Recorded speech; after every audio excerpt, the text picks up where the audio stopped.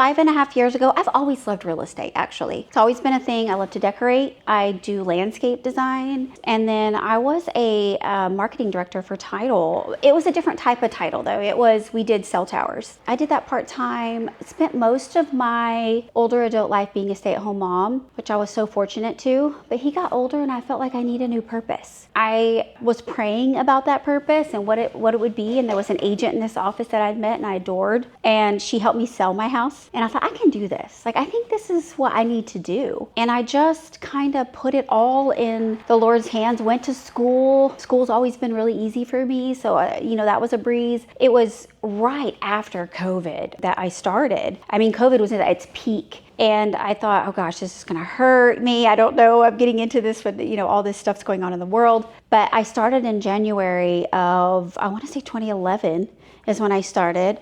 And when I met with Christy, I knew immediately I wanted to be here. There was something about the culture, the atmosphere, that I felt like I need to be a part of this.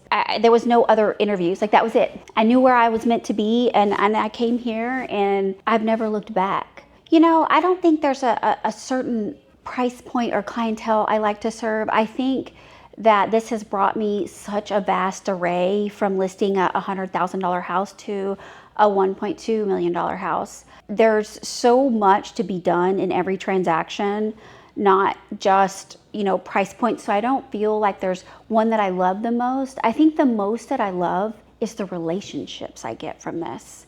I have met the most wonderful people that are now my forever friends. I invest everything into them because this is one of the biggest investments someone's ever going to make in their life. And they get to let me walk beside them in that. And that right there is a blessing. I think about that and I think you're trusting me. One of the biggest decisions in your life. And I think with real estate too, people don't realize there's a lot of heartache in real estate. That comes with death and divorce and things that happens in real estate transactions, that you need to be more than just there to handle the transaction. You need to help handle the emotions and everything that goes through real estate. And that's what I'm there for. I think, not typically anything that I love the most. I genuinely just love the people. Having relationships forever, that's winning for me. To be a part of my clients' lives past the numbers. I've never been number focused. That's not how I run my business. I'm more people focused. And so if beyond the numbers, I see the relationship, right?